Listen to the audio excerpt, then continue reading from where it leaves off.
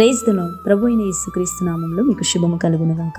ఈ రోజు దేవుని వాగ్దానం, దేవుడు మనకు ఆశ్రయమును దుర్గమునై ఉన్నాడు, ఆపత్కాలంలో ఆయన నమ్ముకొనదగిన సహాయకుడు. 46వ కీర్తన 1వ వచనం. ఆయనే మన కొండ, మన కోట, మన ఆశ్రయ దుర్గమునై ఉన్నాడు.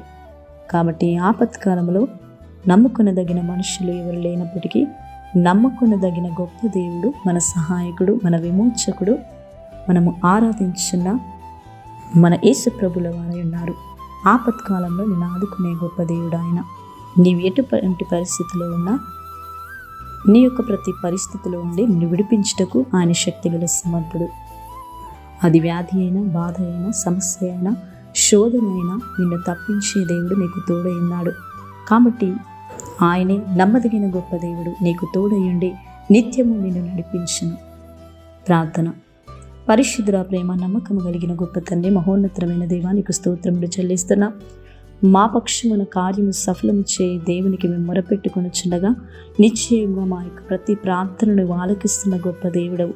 ప్రతి ఒక్కరి జీవితంలో నీ కార్యములను మీరే జరిగించండి. నిన్ను ఆశ్రయించిన వారికి ప్రభా, నువ్వు ఏమీలు చేయక మానవుని సెలవిస్తున్న గొప్ప దేవుడు. కాబట్టి ప్రతి ఒక్కరి జీవితంలో నీ బలమైన కార్యములను మీరే జరిగించండి.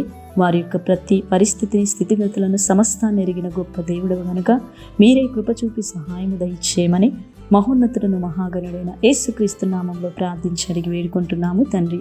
ఆమేన్.